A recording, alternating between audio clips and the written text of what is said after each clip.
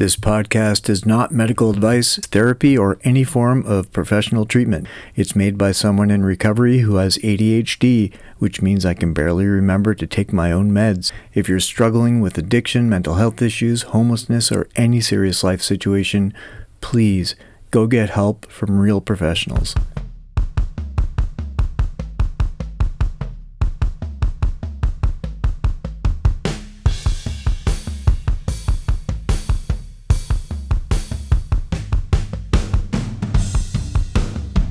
I miss who I was. I said it. I've been clean for 19 months now. I live in a house. I have access to a shower every day. There's a fridge that I can open whenever I want to, and I can help myself to the food in it too. It's madness, but I'm grateful. I am. I say it, and I mean it when I say it.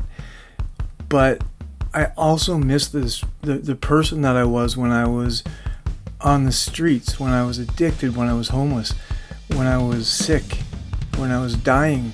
And that's hard to say out loud. I don't want people to think that I'm nuts. Well, more nuts than they already do. So like when people tell you, or when you tell people that you're in recovery, they expect a certain narrative. You're supposed to talk about how lost you were, how broken, how now you found yourself again, and how grateful you are for a second chance, miracles and pixie dust and pink clouds that never turn to gray. And I really am. Gratitude is the most powerful tool I've got in my tool chest. But what I can't seem to explain to anyone is that getting clean didn't feel like finding myself. It felt like a breakup, like leaving someone I'd been with for my entire adult life. I mean, someone who tried to kill me regularly and without mercy, but also someone who knew me, who never expected me to be anything other than what I was, who never judged me for being a piece of shit because, let's be honest, we were a piece of shit team, me and my addiction. I started dabbling in opiates in 1991, and I worked my way up to them through every imaginable gateway. So, do the math. I had 10 years sober once, and then I turned 11. Every relationship, every job I had, every version of myself that I've ever tried to build, all of that was built on this foundation. And drinking and using wasn't something I did. It was who I was. So when I got clean, I didn't return to myself. That person never existed. I had to build someone brand new from nothing and without any instructions. And the person I used to be, the one who survived, who knew how to hustle and charm and disappear, I had to kill him. Everyone congratulated me for doing that, but nobody thinks about the fact that I'm standing at my own funeral, mourning the loss of everything I've been, trying to figure out who I'm supposed to be now. Obviously, I want to be a better person, and that's easy. But being homeless, being addicted, there was a freedom to that I don't know how to explain to people who haven't experienced it. And I'm not romanticizing it. I'm not. I know what it was, I know what it is, and I know what it cost me. When you're homeless or when you're using, there are no expectations anymore. You've already lost everything. You can't disappoint anyone because nobody expects anything from you anyway, except maybe that you're going to disappear. And in a messed up way, that's liberating. I didn't have to pretend. I didn't have to perform. I didn't have to wake up every day at 8 a.m. and put on fresh clothes that match and smile at people that I don't know and generally pretend that I give a shit about stuff. If I wanted to sleep until noon, I slept until noon, assuming the cops didn't wake me up or something, but that's a totally other story. If I wanted to spend the day doing absolutely nothing, I did nothing. No one was disappointed. No one was tracking my productivity. My only job was to survive, and I was really good at it. Now I have responsibilities. Now I have to show up on time and sober with a good attitude. And I have to balance what I do with the lives of the people that are affected by my actions. I have to grocery shop. Do you have any idea how ridiculous it is to walk into the absurd choices presented by a grocery store when is this dumpster donut still good was my whole decision tree before? I mean, there's a meal plan now in Tupperware, and after 2 days of the same amazing casserole, I'm supposed to be too bored of it to want to eat it anymore. But I'm not. I'm not bored. I'm not bored of food of any kind. I could and would eat the same meal monthly instead of daily if that were my choice. I used to know where every free meal in the city was. Monday was the church on 5th Street. Tuesday, the Sikh temple, if you can get there by 6. Wednesday, the activist group with the veggie chili that tastes like cardboard. But it's food. And I had a whole mental map. I was professional. Now I stand in a store for 20 minutes and I'm trying to decide between 2 kinds of gluten-free pasta.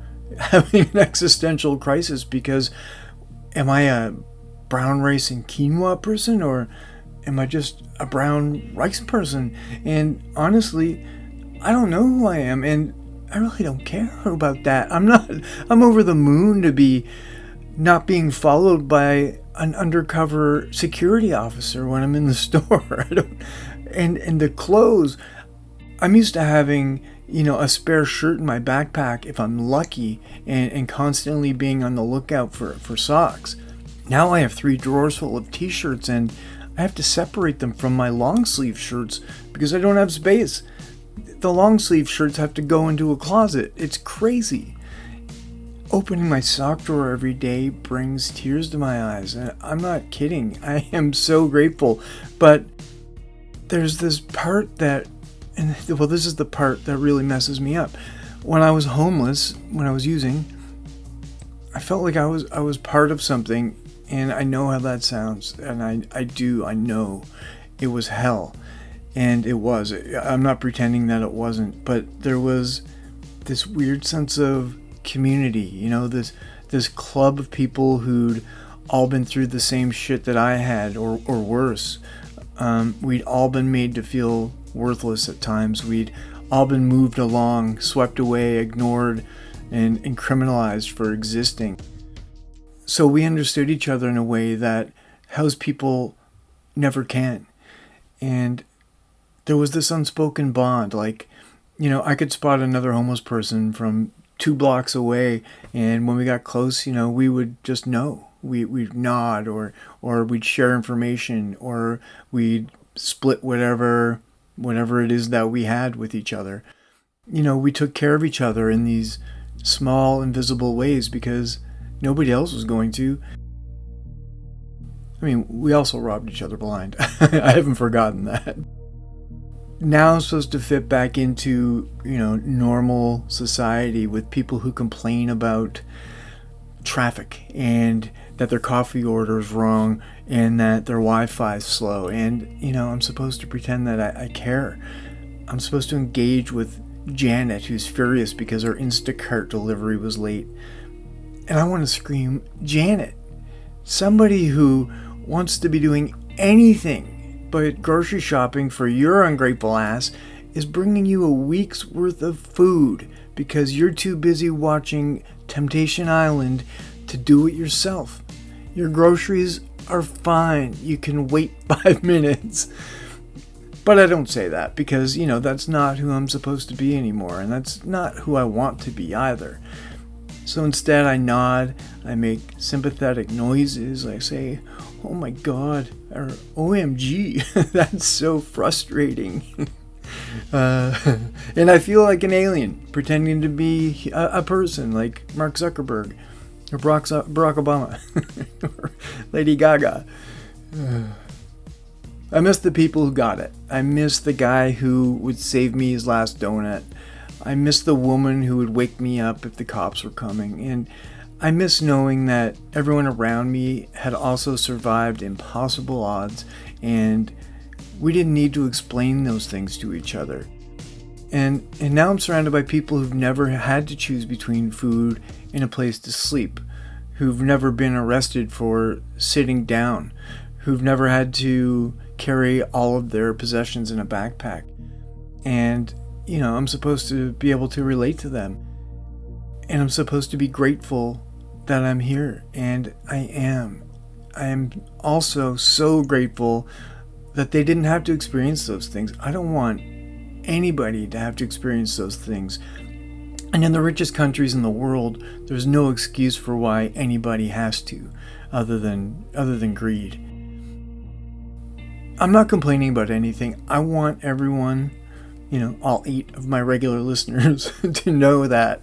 I just want people with loved ones trying to find their footing in society to know that it isn't as straightforward as you think it should be. It gave me identity when the world said that I didn't deserve to have one. And how am I supposed to just take that off? Stand here naked and vulnerable and trust that the world isn't going to hurt me. I think what I'm trying to say in my rambling, I'm not even sure that I know what I'm talking about kind of a way is, recovery isn't about stopping drugs or getting housed. It's not just about behavioral changes. It's about grieving the person that you were for, in my case, my entire adult life, even if that person was killing you, even if that person destroyed every good thing that you've ever touched, even if that person hurt all of the people that you loved the most. That person was still you. That person was still me. And they kept me alive when nothing else could. And I knew how to be that person. I was good at being that person. And I knew the rules. I knew how to survive. I knew who I was. And now I wake up in this beautiful, warm house with bath mats and furniture and hand soap.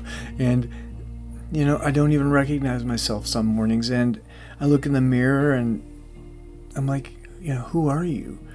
Why are you in this person's home? You don't belong here. You aren't a responsible person who shows up and who doesn't steal and lie and who doesn't hustle.